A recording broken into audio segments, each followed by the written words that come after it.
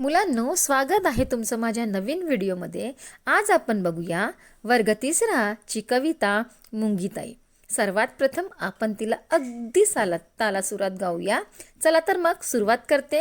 मुंगीताई मुंगीताई किती गोड खातेस, डब्यातली साखर कुठे बरं नेतेस, तुरु तुरु चालतेस, घाईतच असतेस, एवढी मोठी साखर कशी ग उचलतेस, घर तुझं कुठे दाखव ना मला, भिंतीमधला रस्ता सापडतो का तुला, घर तुझे कुठे दाखव ना मला, भिंतीमधला रस्ता सापडतो का तुला, उद्या ना आपण तुझ्या घरी जाऊ, खूप खूप साखर डब्यामध्ये घेऊ, खाऊ काय देईल सांग तुझी आई, लाडू गुलाबजाम की रसमलाई। तर ही होती कविता। आता बघूया या कवितेचा अर्थ। अर्थ अगदी सोपा आहे बरं।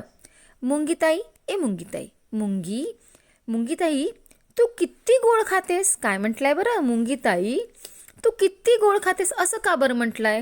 कारण आपण नेहमी बघतो की आई जेव्हा डब्यामध्ये साखर ठेवते तर त्या साखरेच्या डब्यात मुंग्या आपल्याला दिसतात, म्हणून म्हटलं आहे की मुंगीताई तू किती गोड खातेस। आणि गोड खातेस ते तर ठीक आहे, पण डब्यातली साखर कुठे बरं नेतेस? कधी कळलंच नाही की डब्यातली साखर कुठे नेतेस। बरं, तुरुतुरु चालते नेहमी, कधी आरामात नाही चालत मुंगीताई, नेहमी तुरुतुरु चालते आणि घाईतच असते। बरं, एवढी मोठी साखर तू कशी ग उचलते? कारण आपण जेव्हा बघतो तेव्हा त्या मुंगीपेक्षा त्या साखरेचा एक दाना आपल्याला जडच वाटतो। मग मुंगीताई एवढी मोठी साखर कशी उचलतेस ग तू? अगं घर तुझं आहे तरी कुठे? इतक्या दिवसापासून तू साखर नेतेस तर कुठेतरी असेलच ना, तर घर तुझं आहे कुठे दाखव ना मला। आणि तुला भिंतीमधला रस्ता कसा सापडतो? भिंतीमधला रस्ता सापडतो ना तुला?